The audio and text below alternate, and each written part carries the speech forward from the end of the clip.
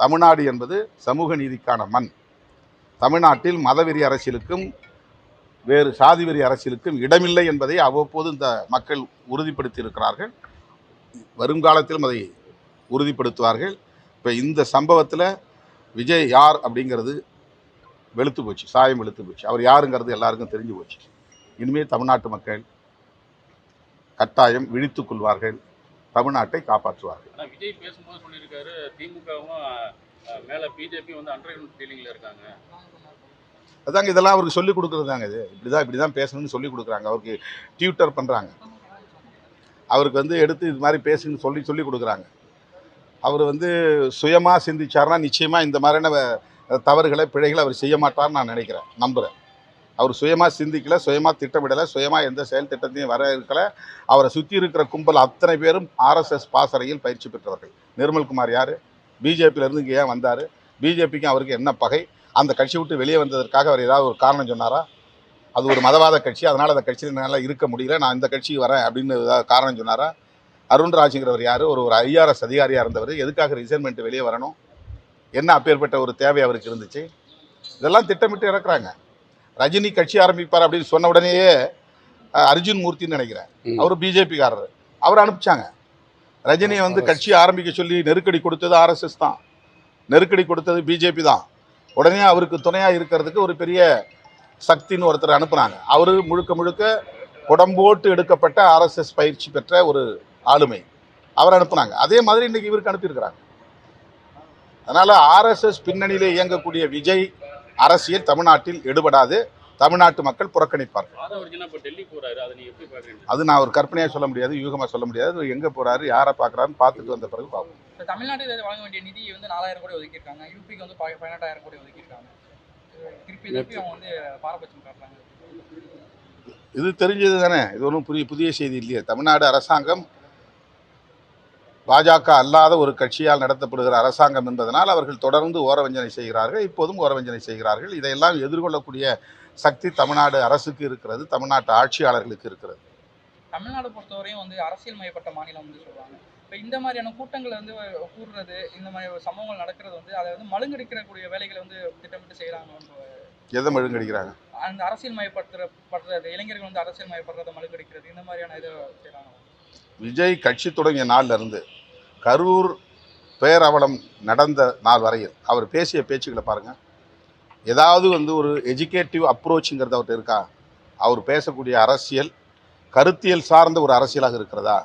தொடக்க நாளிலிருந்தே take off ஆன நாளிலிருந்து திமுக வெறுப்பு, திமுக தலைவருடைய குடும்ப வெறுப்பு, திமுக அரசுக்கு எதிரான வெறுப்பு.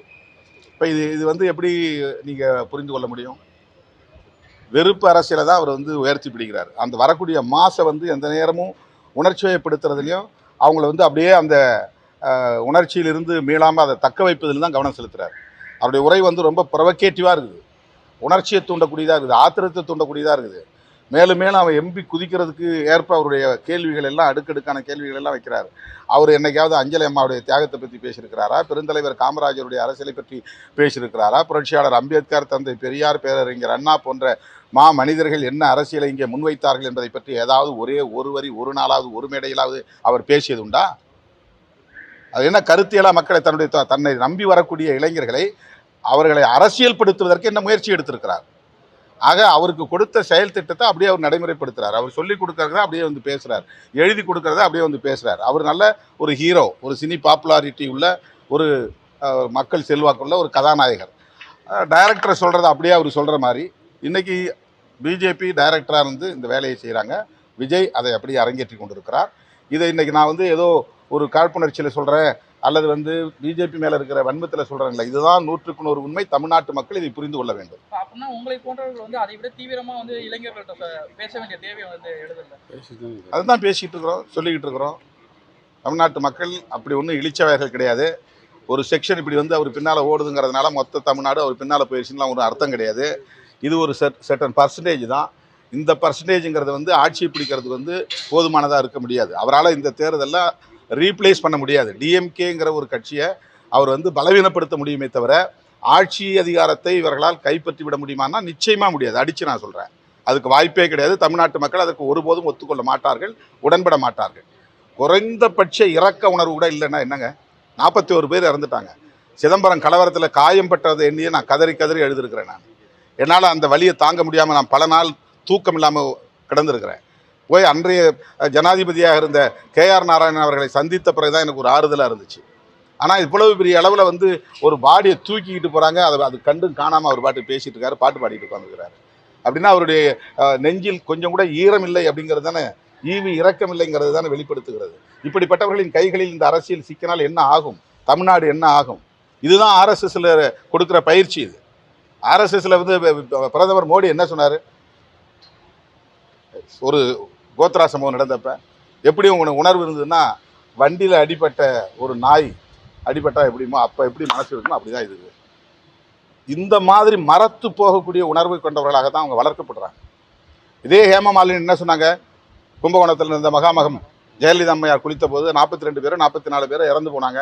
இதெல்லாம் வந்து ஒரு பெரிய விஷயமே இல்லை, பொருட்படுத்த வேண்டாம் அப்படின்னு சொன்னவங்க தானே. அவங்க குடும்பத்தில் ஒன்று நடந்திருந்தால் உங்களுக்கு தெரியும். யாரோ மக்கள், ஏழை எளிய மக்கள் யாரோ சாகிறாங்க, நசுங்கி சாகிறாங்க.